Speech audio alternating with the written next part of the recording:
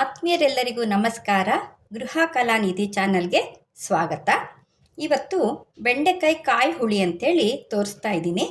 ಇದಕ್ಕೆ ಬೆಂಡೆಕಾಯಿ ನಾನು 1/4 kg ಅದನ್ನು ಒಂದು ಚಮಚ ಎಣ್ಣೆ ಅಥವಾ 2 ಚಮಚ ಎಣ್ಣೆ ಒಳಗೆ ಬೆಂಡೆಕಾಯಿ ಹುರಿದು ಉಪ್ಪು ಹಾಕಿ ಹುರಿದಿಟ್ಕೊಂಡಿದ್ದೀನಿ. ಇದಕ್ಕೆ ಕಾಯಿ ತುರಿ 1/4 kgಗೆ 1 ಹೋಳಷ್ಟು ಹಸಿ ಕಾಯಿ ತುರಿ, ಬಿಳಿ ಭಾಗ ತಗೊಂಡ್ರೆ ಚೆನ್ನಾಗಿರುತ್ತೆ. ಹಸಿಮೆಣಸಿನ್ಕಾಯಿ, ಘಮಕ್ಕೆ ಕೊತ್ತಂಬರಿ ಬೀಜ, ಜೀರಿಗೆ ಸ್ವಲ್ಪ, ನೆನೆಸಿರೋ ಅಂತಹ ಅಕ್ಕಿ 1.5 ಚಮಚ, ಒಂದು 20 ನಿಮಿಷ ನೆನೆಸಿದೆ. ಕೊತ್ತಂಬರಿ ಸೊಪ್ಪು, ಕಲ್ಲುಪ್ಪು, ಇದು ಕರಿಬೇವು ಹಾಕ್ಕೊಬೋದು. ಒಗ್ಗರಣೆಗೆ ನಾನು ತೋರಿಸ್ತೀನಿ. ಜೀರಿಗೆ, ಕೊಬ್ಬರಿ ಎಣ್ಣೆ ಒಳಗೆ ಒಗ್ಗರಣೆ ಹಾಕ್ಕೊಬೇಕು. ಇದಕ್ಕೆ ಸಿಹಿ ಮತ್ತು ಹುಳಿಯನ್ನು ಹಾಕೋದಿಲ್ಲ ಈ ಅಡುಗೆಗೆ. ರುಬ್ಕೊಳ್ಳೋದಕ್ಕೆ ಹಸಿ ಕಾಯಿ ತುರಿ, ಹಸಿಮೆಣಸಿನ್ಕಾಯಿ, ಈ ಮೇಲಗ್ರ ಮೈಲ್ಡಾಗೇ ಇರುತ್ತೆ, ಹಸಿ ಜೀರಿಗೆ, ಕೊತ್ತಂಬರಿ ಬೀಜ ಹಸಿಯಾಗಿ, ಇದನ್ನು ಮತ್ತೆ ನೆನೆಸಿರುವಂತಹ ಅಕ್ಕಿ ಯಾವುದಾದ್ರೂ ಪರವಾಗಿಲ್ಲ, ಊಟಕ್ಕೆ ಬಳಸ್ತಿರಲ್ಲ ಆ ಅಕ್ಕಿ ಆದರೂ ಪರವಾಗಿಲ್ಲ. ಕೆಂಪಕ್ಕಿ ತೊಗೊಂಡ್ರೆ ಅದನ್ನೇ ಬಳಸ್ಕೊಳ್ಳಿ.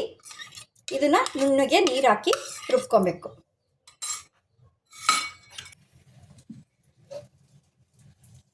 ನುಣ್ಣಗೆ ರುಬ್ಕೊಂಡಿದ್ದೀನಿ. ಬೆಂಡೆಕಾಯಿ ಹುರಿದಾಗಿದೆ, ಅದು ಸಿಂಕ್ ಆಗಿದೆ. ಇವಾಗ ನೀರು ಹಾಕೋಣ. ಹುಷಾರಾಗಿ ಹಾಕಬೇಕು, ಬಾಣಲೆ ಬಿಸಿ ಇರುತ್ತೆ. ಹಾಂ ಸರಿ. ಇದಕ್ಕೆ ಕಲ್ಲುಪ್ಪು,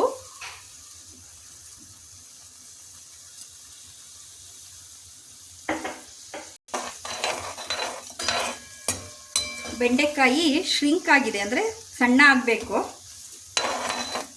ಇದು ಕುದೀಲಿ. ಇವಾಗ ಕೊತ ಕುದ್ದಿದೆ. ಇವಾಗ ನಾನು ಸ್ಟವ್ ಆಫ್ ಮಾಡ್ತಾ ಇದ್ದೀನಿ. ಆಫ್ ಮಾಡಿದ್ರ ಮೇಲೆ ನಾವು ರುಬ್ಬಿರುವಂಥ ಮಸಾಲೆ ಹಾಕ್ಕೊಬೇಕು.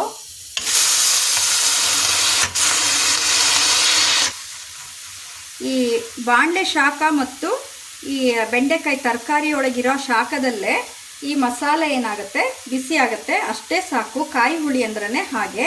ಇದನ್ನು ಮತ್ತೆ ಕುದಿಸ್ಬಾರ್ದು.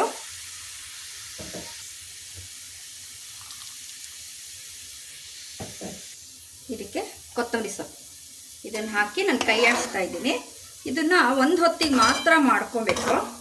ಒಂದು ಹೊತ್ತಿಗೆ ಬೇಗ ಅಷ್ಟು ಫ್ರೆಶ್ ಆಗಿರಲ್ಲ. ಒಂದು ಹೊತ್ತಿಗೆ ತುಂಬ ಚೆನ್ನಾಗಿರುತ್ತೆ.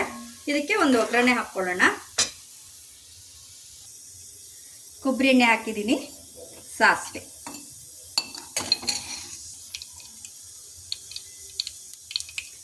ಇವಾಗ ಒಣಮೆಣಸಿನ್ಕಾಯಿ ಚೂರು, ಒಂದು 4 ಜೀರಿಗೆ,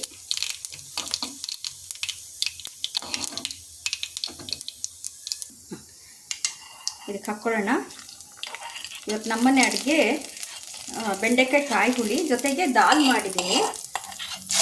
ಅದಕ್ಕೆ ಇದೇ ಒಗ್ಗರಣೆ ಹಾಕ್ಕೊಳ್ಳೋಣ. ನೋಡಿದ್ರಲ್ಲ ಆತ್ಮೀಯರೇ, ಬೆಂಡೆಕಾಯಿ ಕಾಯಿ ಹುಳಿ ನಿಮ್ಗೆ ಇಷ್ಟ ಆಯಿತು ಅಂದರೆ ಒಂದು ಲೈಕ್ ಕೊಡಿ, ಶೇರ್ ಮಾಡಿ, ಸಬ್ಸ್ಕ್ರೈಬ್ ಮಾಡಿ. ಧನ್ಯವಾದಗಳು.